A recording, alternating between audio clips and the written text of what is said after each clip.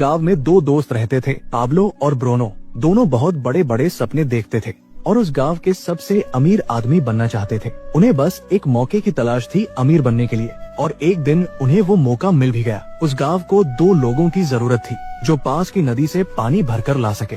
ये काम पाब्लो और ब्रूनो को दिया गया। गांव वाले उन्हें एक बकेट पानी के लिए एक पेनी पे करते थे। ब्रूनो को लगता था कि मेरे अमीर बनने का सपना पूरा होने वाला है, लेकिन पाब्लो अभी भी थोड़ा कंफ्यूज था। वो उन हेवी बकेट्स को उठाने की वजह से पाब्लो के हाथ बहुत दर्द करने लगे थे। इसलिए पाब्लो पानी भरने के अलग अलग तरीके सोचने लगा और उसे एक बहुत ही अच्छा आइडिया आया। उसने ब्रूनो से कहा, मेरे पास एक आइडिया है, ये हर रोज बकेट उठाने से अच्छा है हम नदी से अपने गांव तक एक पाइपलाइन डाल दे, जिससे ये बकेट भरने की झंझट ही ना रहे। लेकिन ब्रूनो को इस आइडिया में कोई दिलचस्पी नहीं थी, क्योंकि उसे काम करने के तुरंत पैसे जो मिलने लगे थे। इसलिए उसने पाब्लो को इग्नोर किया और ज्यादा पैसे कमाने के लिए वो ज्यादा बकेट लाने लगा। लेकिन पाब्लो ने अपने प्लान पर धीरे धीरे काम करना शुरू कर दिया। वो आधे दिन बकेट भरता और बाकी के टाइम पाइपलाइन बनाता। उसे पता था ये काम बहुत मुश्किल होगा और पाइपलाइन बनाने में 1 से 2 साल लग सकते हैं, लेकिन उसे अपने आइडिया पर भरोसा था, इसलिए उसने पाइपलाइन के लिए काम जारी रखा। कुछ महीने बाद ब्रूनो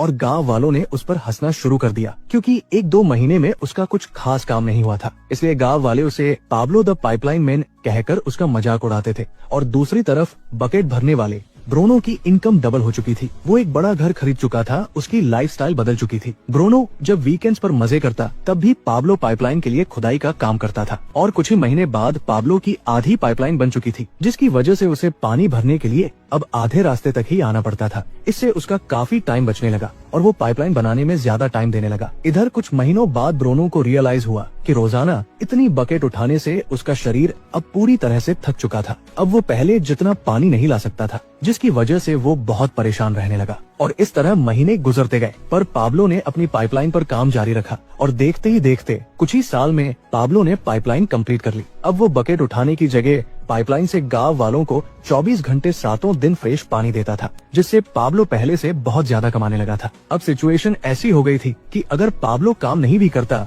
यानी अगर वो सो रहा हो, पार्टी कर रहा हो या कहीं घूम फिर रहा हो, तब भी वो पैसे कमाता था। दूसरी तरफ पाब्लो की पाइपलाइन की वजह से ब्रूनो द बकेट मैन बेरोजगार हो चुका था, क्योंकि गांव वालों को जब चाहे तब और जितना चाहे उतना पानी पाब्लो की पाइपलाइन से मिल जाता था। अब दोस्तों जरा रुकिए और सोचिए कि क्या आप एक बकेट कैरियर हैं या एक पाइपलाइन बिल्डर? क्या आपको पैसे कमाने के लिए ब्रूनो द बकेट मैन की तरह हर दिन काम पर जाना पड़ता है, या पाब्लो द पाइपलाइन मैन की तरह कुछ टाइम के लिए बहुत मेहनत से काम करना पसंद करोगे, जिससे जब आप सो रहे हो तब भी आपको पैसे मिलते रहे?